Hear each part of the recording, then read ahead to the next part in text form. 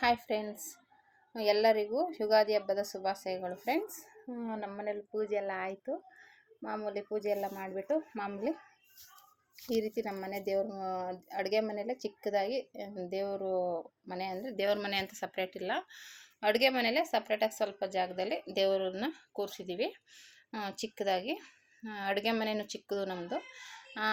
ನಾನಿದು ಯುಗಾದಿ ಹಬ್ಬಕ್ಕೆ ಬೇಳೆ ಒಬ್ಬಟ್ಟು ಮಾಡ್ತಿದ್ದೆ. ಈ ಸಲ ಬಂದುಬಿಟ್ಟು ಬೇಳೆ ಒಬ್ಬಟ್ಟು ಮಾಡಿಲ್ಲ, ಕಾಯಿ ಒಬ್ಬಟ್ಟು ಮಾಡಿದ್ದೀನಿ. ಹಾಗಾಗಿ ಬೇಳೆ ಸಾರು ಮಾಡಿದ್ದೀನಿ. ಕಾಯಿ ಒಬ್ಬಟ್ಟು ಮಾಡಿದರೆ ಕಾಯಿ ಒಬ್ಬಟ್ಟು ಸಾರು ಮಾಡ್ತಿದ್ವಿ.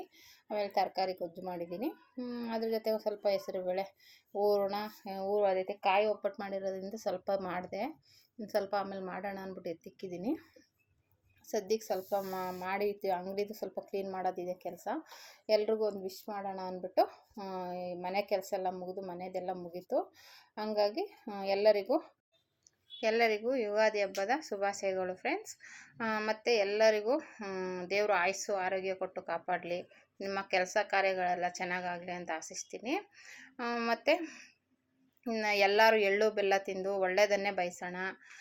ನಮಗೆ ಕೆಟ್ಟದ್ದನ್ನು ಬಯಸೋರ್ಗು ನಾವು ಒಳ್ಳೆಯದನ್ನು ಬಯಸೋಣ ಫ್ರೆಂಡ್ಸ್.